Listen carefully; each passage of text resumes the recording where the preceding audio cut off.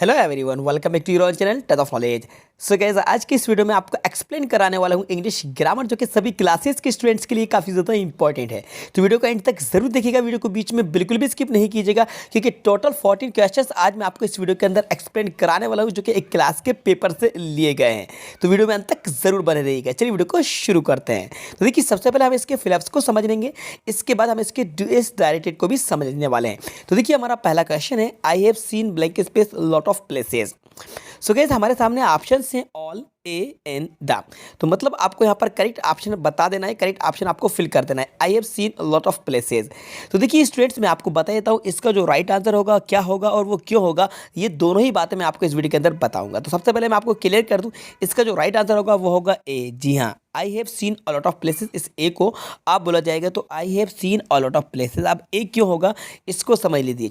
देखिए यहाँ पर ये जो वर्ड आ रहा है लॉट ऑफ, तो लॉट ऑफ नहीं होता है, इसके साथ अ लॉट ऑफ का यूज़ किया जाता है। तो मतलब कि पूरा का पूरा ये वर्ड होता है अ लॉट ऑफ, जिसका मतलब होता है बहुत सारा। तो I have seen a lot of places, तो राइट आंसर यहाँ पर ए होगा। तो लॉट ऑफ को कंप्लीट करने के लिए ए का यूज़ करना होता है, तो ये अ लॉट ऑफ बन जाएगा। ओके, इस वजह से इसका जो राइट आंसर होगा वो होगा ए होगा। बाकी ऑल एंड द, इनमें से कोई सा भी आंसर सही नहीं होगा। ठीक है, तो पहले क्वेश्चन का आंसर राइट हमारा जो है बी है। चलिए जल्दी से मूव करते हैं क्वेश्चन नंबर सेकंड की तरफ, जो कि हमारा सेकंड नंबर क्वेश्चन है। इसमें हमसे कहा जा रहा है, I prefer T blank space coffee. Options आपके सामने है, देन, विथ, टू और बाय। सो गाइस, इसका जो राइट आंसर होगा वो होगा टू। जी हाँ, आई प्रेफर टू कॉफी। अब क्यों होगा समझ लीजिए कि ये जो प्रेफर वर्ड आया है इसके साथ टू का यूज़ किया जाता है। जी हाँ, I prefer tea to coffee होगा, क्योंकि प्रेफर अगर सेंटेंस में यूज़ होता है तो इसके साथ हमें टू का यूज़ करना होता है, देन का यूज़ नहीं होता है, और विथ बाय तो वैसे भी नहीं आएगा। तो राइट आंसर होगा टू होगा। ओके, तो ग्रामर का ये रूल है, इसको याद रख लीजिएगा कि प्रेफर के साथ हमें टू का यूज़ करना होता है। I prefer tea to coffee, तो राइट आंसर यहाँ पे टू है। आ जाते हैं क्वेश्चन नंबर थर्ड की तरफ। तो हमारा थर्ड नंबर क्वेश्चन है, मैंगोज आर बीइंग, ऑप्शन आपके सामने बॉट, बाय, बाइंग, बाइट। तो देखिए मैंगोज आर बीइंग, सबसे पहले इसको पहचानिए ये क्या है। अब देखिए बीइंग यूज़ हो रहा है, जब बीइंग यूज़ हो रहा है तो ये हमारा पैसिव वॉइस है। क्या है? पैसिव है, ये पैसिव में जा रहा है। जब आप पहचान गए कि ये सेंटेंस आपका एक्टिव नहीं है, ये सेंटेंस आपका पैसिव है, तो पैसिव में वी थ्री का यूज़ करते हैं। बस देख लीजिए इस सेंटेंस में वी थ्री क्या है। तो आपके स्टार्टिंग में फर्स्ट जो ऑप्शन है वो बॉट जो है बाय की सेकेंड फॉर्म है, और यहाँ पर ये थर्ड फॉर्म है, तो बॉट जो है वो थर्ड फॉर्म सेम होती है। Mangoes are being bought, right answer हमारा यहाँ पर बॉट होगा, बिकॉज सेंटेंस हमारा जो था वो पैसिव वॉइस था, और पैसिव वॉइस में वर्ब की थर्ड फॉर्म का यूज़ करते हैं, एक्टिव वॉइस नहीं था। ठीक है, पैसिव वॉइस था, इसलिए बॉट राइट आंसर है। आई होप आपको ये आंसर क्लियर होगा। चलिए मूव करते हैं क्वेश्चन नंबर फोर की तरफ। तो हमारा क्वेश्चन नंबर फोर है, Anand is blank space M A in English. यहाँ पर भी आर्टिकल है। तो स्टूडेंट्स यहाँ पर देखिए एम ए जो यूज़ हो रहा है, एम ए को जब आप राइट करके देखेंगे, इसका आप साउंड देखेंगे, जो आपके ए आएगा जो कि एक वाउल साउंड है एम। तो एम को जो आप साउंड देखेंगे तो ए का साउंड है, तो राइट आंसर है हमारा होगा एन। जी हाँ, वाउल साउंड के बिफोर हम एन का यूज़ करते हैं, तो राइट आंसर आपका एन होगा। Anand is in M A in English, तो राइट आंसर एन है। चलिए मूव करते हैं क्वेश्चन नंबर फाइव की तरफ। क्वेश्चन नंबर फाइव है, have you blank space complaint against us. Option आपके सामने है, मच, मेनी, सम, एनी। तो सेंटेंस को आइडेंटिफाई करिए, इसको पहचानिए। ये हमारा जो सेंटेंस है ये इंटरोगेटिव सेंटेंस है, और गाइज इंटरोगेटिव सेंटेंस में हमें यूज़ करना होता है एनी का, तो राइट आंसर आपका डी है, any. Have you any complaint against us, तो याद रखिएगा इंटरोगेटिव सेंटेंस, और अगर सेंटेंस नेगेटिव भी होता है तो वहाँ पर एनी का यूज़ किया जाता है, तो राइट आंसर आपका एनी है। अब आ जाते हैं क्वेश्चन नंबर सिक्स की तरफ, चूंकि हमारा क्वेश्चन नंबर सिक्स है, he is poor blank space honest and but और नॉट। तो देखिए ही इज़ पुअर, एक तो बताया जा रहा है कि वे गरीब है, और फिर कहा जा रहा है कि ऑनेस्ट है, तो राइट आंसर हमारा होगा बट। जहाँ he is poor but honest, मतलब कि वे गरीब है किंतु ईमानदार है, तो राइट आंसर हमारा यहाँ पर बट होगा कि वे गरीब है लेकिन ईमानदार है, तो ऑनेस्ट राइट आंसर है। ठीक है, बट राइट आंसर है इसका। क्वेश्चन नंबर सेवन की तरफ आते हैं। क्वेश्चन नंबर सेवन है, we blank space follow the rules of traffic. तो इसका तो राइट आंसर आपका मस्ट होगा, we must follow the rules of traffic, must right answer. ठीक है, तो ये हमने फ्लप्स को कंप्लीट कर लिया है। अब समझ लेते हैं हम इसके डू इज डायरेक्टेड। तो देखिए पहला नंबर का क्वेश्चन है, the boy is my cousin, the boy is wearing a red shirt. इसमें हमें करना है right the pair of sentences using who, मतलब कि रिलेटिव प्रोनाउन हु का यूज़ करना है।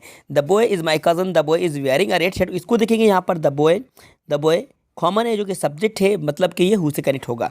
तो कनेक्ट करने के लिए हमें करना क्या होगा, देखिए स्टार्टिंग में हम यूज़ करेंगे द बॉय, जो कि हमारा नाउन है, सब्जेक्ट भी है, तो द बॉय को आप राइट कर लीजिए, और सेकेंड सेंटेंस में ये द बॉय को हटाइए और इसके प्लेस पर आप लगाइए हु, द बॉय हु। अब क्या लिखा हुआ है, is wearing a red shirt, तो यहाँ पर आप लिख दीजिए इज़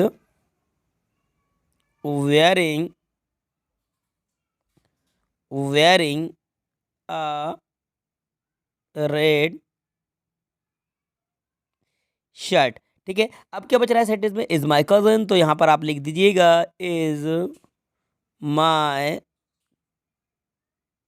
कजन और फुल स्टॉप लगा दीजिएगा।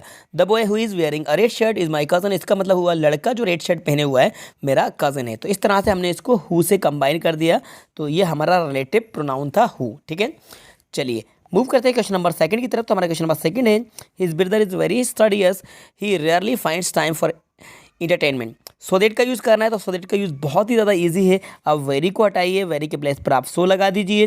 ठीक है, और दोनों ही सेंटेंस के बीच में आप दैट लगा दीजिए, फुल स्टॉप को हटाकर। फुल स्टॉप हट जाएगा, तो ओवरऑल आपका जो राइट आंसर होगा वो होगा his brother is so studious that he rarely finds time for entertainment. Okay, तो फुल स्टॉप के प्लेस पर मतलब दोनों ही सेंटेंस के बीच में आपको दैट का यूज़ करना है और वेरी के प्लेस पर हमें सो का यूज़ करना है। बस इस तरीके से इसका राइट आंसर हो जाएगा। तो सो दैट का यूज़ इसी तरह से किया जाता है। अगर कोई भी एग्जांपल आपके सामने आता है, सो दैट का अगर यूज़ करा जाए तो बस वेरी को हटाकर, अगर सेंटेंस में वेरी आया है तो आप सो लगाइएगा और दोनों ही सेंटेंस के बीच में आपको दैट लगा देना है। ठीक है, चलिए मूव करते हैं क्वेश्चन नंबर थर्ड की तरफ। इसको रीअरेंज करना है, रीअरेंज करके एक मीनिंगफुल सेंटेंस बताना है। तो देखो इसको रीअरेंज किस तरीके से करेंगे। सबसे पहले सब्जेक्ट देख लो, तो यहाँ पर शी है, तो पहले आप ले लीजिएगा शी, सेकंड नंबर पर ले लीजिएगा पुट, और थर्ड नंबर पे आ जाएगा some, she put some, fourth number पे आ जाएगा आपका ये, फोर्थ पे आ जाएगा इंक, और 5 पे आ जाएगा इन, और 6 नंबर पे आ जाएगा हर, और 7 नंबर पे आ जाएगा पेन। तो ओवरऑल जब आप इसको सेट करके लिखेंगे, अरेंज करके लिखेंगे, तो बन जाएगा she put some ink in her pen, she put some ink in her pen. इस तरीके से ये एक मीनिंगफुल सेंटेंस बन जाएगा। अब मूव करते हैं क्वेश्चन नंबर 4 की तरफ। क्वेश्चन नंबर 4 है, Neha said I want to open this page. करना क्या है, change into indirect speech. Indirect speech में चेंज करना है, तो देखो कैसे होगा, इसको समझ लीजिए। पहले आप लिख दीजिएगा नेहा सेड, कॉमा और इन्वर्टेड कॉमा को हटाकर आप लिखेंगे दैट, और यहाँ पर आई है तो आई रिप्लेस हो जाएगा शी से शी, और वांट चला जाएगा आपका पास्ट में, तो wanted, she wanted to open, this का हो जाएगा दैट, बैग को जैसे का तैसा लिख दीजिए। Neha said that she wanted to open that bag. Okay, इस तरीके से हमने इसको चेंज कर दिया इनडायरेक्ट स्पीच में। अब मूव करते हैं क्वेश्चन नंबर 5 की तरफ। तो हमारा क्वेश्चन नंबर 5 है, as soon as the boys saw the principal they became silent. तो करना क्या है हमें, देखिए भाई, एज सुन एज को हटाकर हमें नो सुनर का यूज़ करना है। तो कैसे करेंगे, देखो एज सुन एज को हटाइए, उस एज सुन एज के प्लेस पर आपको नो सुनर का यूज़ करना है। तो कैसे करेंगे, एज सुन एज को हटाइए, पहले लिख दीजिए नो सुनर, नो सुनर। ठीक है, no sooner, as soon as हटा और नो सुनर यूज हुआ। इसके बाद देखिए the boys saw the principal, तो इसको आपको इंटेरोगेटिव बनाना है, बिकॉज जब भी आप सेंटेंस को नो सुनर से बनाए तो नो सुनर के वाला जो सेंटेंस होता है इसके जस्ट बाद इंटेरोगेटिव हो जाता है। तो no sooner the boys saw the principal को लिख दीजिएगा डिड द बॉयज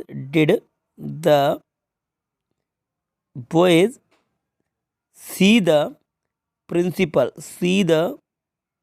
प्रिंसिपल, और कॉमे को हटाकर आप लिख दीजिएगा देन दे बिकेम साइलेंट। ये इसको जैसा का तैसा लिख दीजिएगा, पूरा लिख दीजिएगा, दे बिकेम साइलेंट आप लिख लीजिएगा इसको। ठीक है, तो no sooner did the boys see the principal then they became silent. ठीक है, इस तरीके से ये नो सुनर से रिप्लेस हो जाएगा।